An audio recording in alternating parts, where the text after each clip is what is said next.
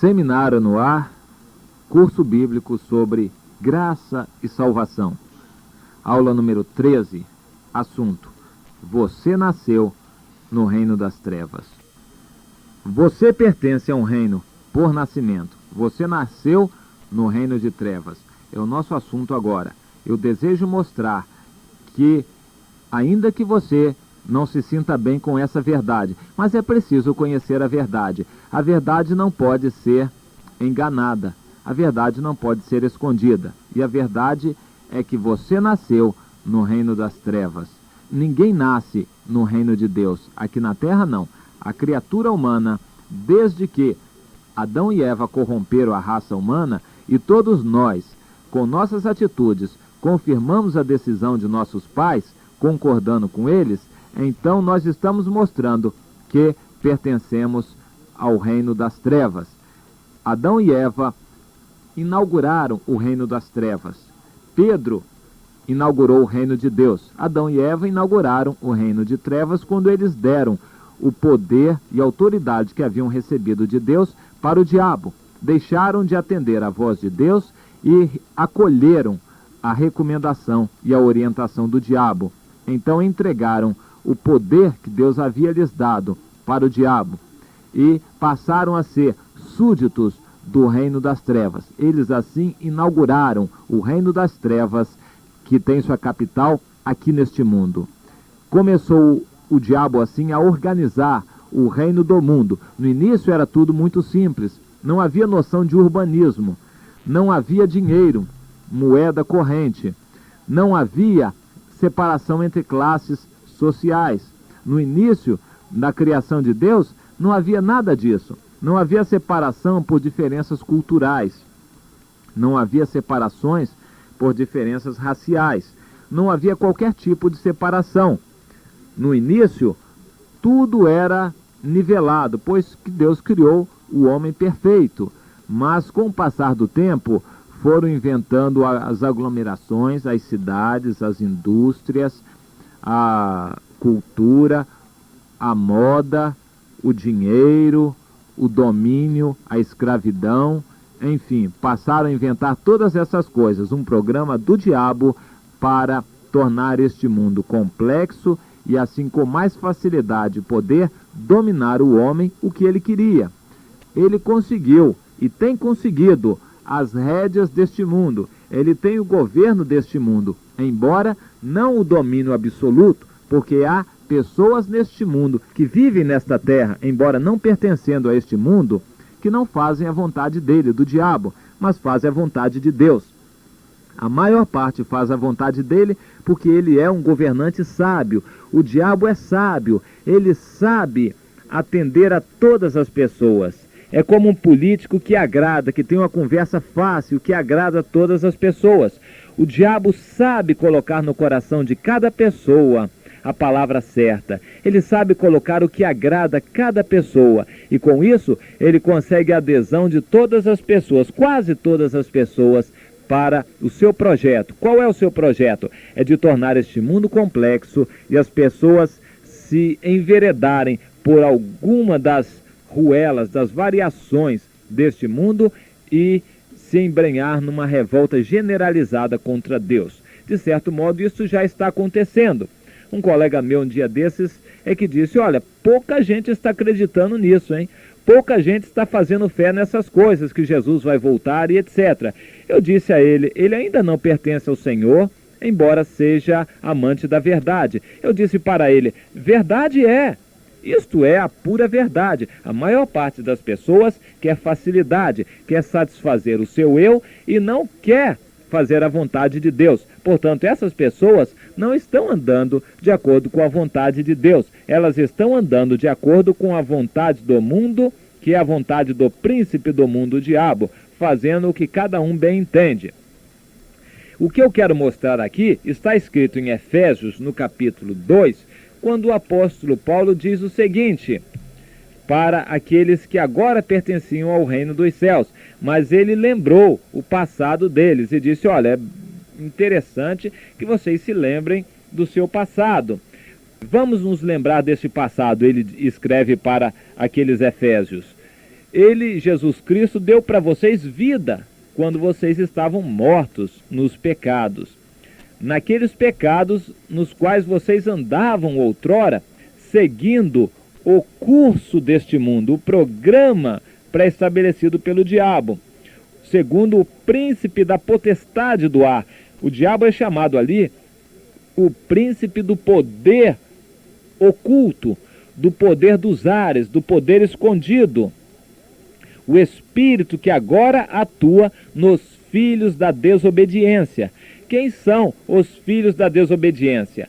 São todos aqueles que pertencem ao mundo e que não querem fazer a vontade de Deus, mas seguem o diabo na sua revolta, na sua rebeldia, na sua desobediência contra as ordens de Deus. E também o apóstolo Paulo acrescenta mais: vocês todos, outrora, antigamente, andavam de acordo com este mesmo curso do mundo, fazendo as mesmas coisas, as inclinações da carne de vocês, da natureza pecaminosa que vocês têm, fazendo a vontade dessa natureza e sendo guardadores de maus pensamentos, fazendo a vontade desses maus pensamentos, e eram, por natureza, filhos da ira de Deus como os outros.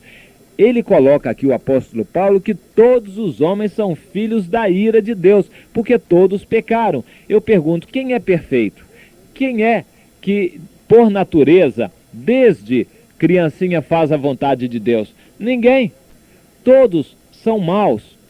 Todos são maus. É o que a Bíblia nos ensina. Não há bem no homem. O homem tem que reconhecer. Este é o pressuposto que garante a entrada no reino de Deus.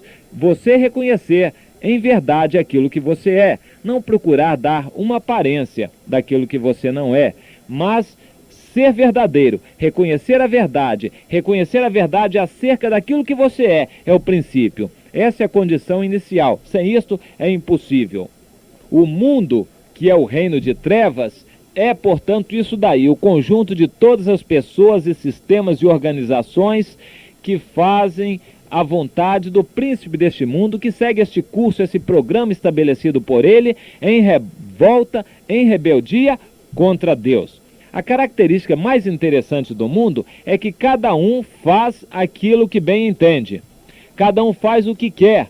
O diabo dá essa liberdade porque ele usa de engano. Ele sabe que se ele der liberdade a você de fazer o que você quiser, você vai fazer aquilo que mais agrada a você. Ora, como ele tem milhares, milhões de opções, sempre ele vai ter uma opção enganosa, é claro, para agradar a você. E você vai querer caminhar pelo caminho que ele traçou para você. Qualquer que seja essa opção, e nós já tratamos disso aqui, sempre ele vai ter uma oportunidade para agradar a você, para você se realizar pessoalmente, mas sempre independente de Deus. Ele nunca coloca Deus na história. Sempre o futebol, as artes, a cultura, a maior parte das religiões, a política, a economia, a moda, os esportes, tudo isso independe de Deus. Nenhuma dessas atividades coloca Deus como necessário. Então sempre haverá uma opção para você ocupar o seu tempo independente de Deus. Se você não quiser saber de Deus, sempre haverá alguma coisa para você fazer nesta terra que não inclua Deus. Se você não quer saber de Deus, então o mundo está cheio, repleto de opções para você. Desde o esporte até a cultura, as artes, a economia, o trabalho, a ciência, sempre haverá algo para você fazer, independendo de Deus. As pessoas que andam neste mundo têm características muito próprias. As características deste mundo são, a gente pode observar com facilidade, o orgulho. As pessoas se orgulham de si próprios, se enchem de vento, se ensoberbecem e acham que são os tais. Um porque é o mais forte, a outra porque é a mais bonita, o outro porque tem a melhor conversa, o outro porque tem mais popularidade, o outro porque tem mais prestígio, o outro porque tem mais dinheiro, o outro por causa disso, o outro por causa daquilo. Enfim, todos se ensoberbecem por alguma coisa. O orgulho é a característica deste mundo. o egoísmo é a moeda mais corrente. A coisa mais natural deste mundo é você procurar satisfazer os seus desejos, procurar e lutar, brigar pelos seus direitos, aquilo que você acha que são direitos seus. Então você luta, você briga, você defende para você. Para você. Você, em geral, não luta pelos interesses alheios, luta pelos seus próprios interesses. Se sobrar tempo, você pode lutar pelos interesses de um amigo também, mas porque ele é amigo seu. A ira é característica também desse mundo. Esse mundo admite que você possa irar, as pessoas se irem e até chegar ao ponto de insultar uns aos outros. O ambiente, em certos lugares, em certas circunstâncias, é muito ruim, porque é um ambiente de ira, de ódio, de decepção, de maledicência. Fala-se mal, critica-se, fala-se do governo, fala-se das autoridades, fala-se dos vizinhos, fala-se dos pais, fala-se dos filhos, fala-se de todos com a maior facilidade, fala-se sempre mal. A maledicência é característica desse mundo, falar mal para destruir. Quantas pessoas têm sido arrasadas por uma palavra maliciosa, uma mentira às vezes, ou até algo que seja verdade, mas que é uma maledicência destrutiva. A finalidade é uma só, é destruir o seu semelhante. O engano é também moeda corrente no mundo, o engano que leva à mentira. As pessoas enganam umas às outras, as pessoas, na defesa do que é seu, da satisfação pessoal, não ousam passar por cima de outro, não ousam usar de engano, de mentira para conseguir os fins que almejam, a riqueza, a fama, o prestígio, enfim, recompensas aqui neste mundo, coisas que vão perecer. A desobediência é talvez a marca mais original, mais fundamental deste mundo. A desobediência aos pais, às autoridades, às leis. Nós vivemos um mundo em que só se obedece às leis por medo da punição. Mas desde que não haja punição, então uma lei já é completamente desrespeitada. Ninguém tem prazer em obedecer. Aquele que obedece é taxado de tolo, é taxado de bobo, é taxado de uma pessoa que não é viva, não é esperta. Os espertos são aqueles que fazem só o que é do seu próprio interesse. Isso é o que nós vemos no mundo, a característica mais corrente desse mundo. A vaidade de aparecer, de se mostrar, de ostentar aquelas coisas que têm. As pessoas são vaidosas e não serviçais. Querem satisfazer a si e demonstrar que tem isso ou tem aquilo, mas não querem servir ao seu semelhante. Não querem dar. Todos querem receber. Todos querem ter. Todos querem possuir. Todos querem brigar, lutar para possuir, mas ninguém quer dar, ninguém quer ajudar, ninguém quer servir ao próximo. Todos querem ser servidos.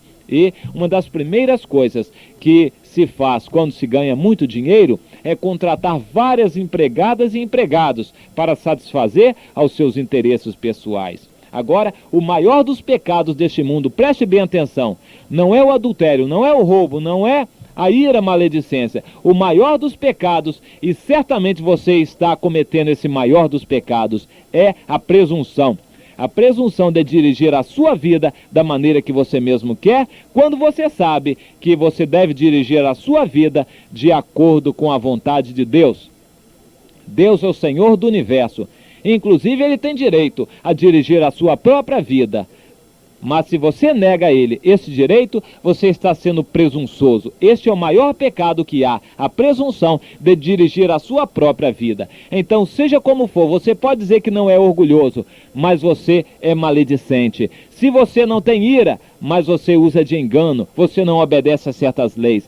Seja lá como for, este pecado, o maior de todos, você comete, é de dirigir a sua vida como você quer. Então é necessário que você trate esse pecado com maior rigor se você quer pertencer ao reino de Deus. Amém.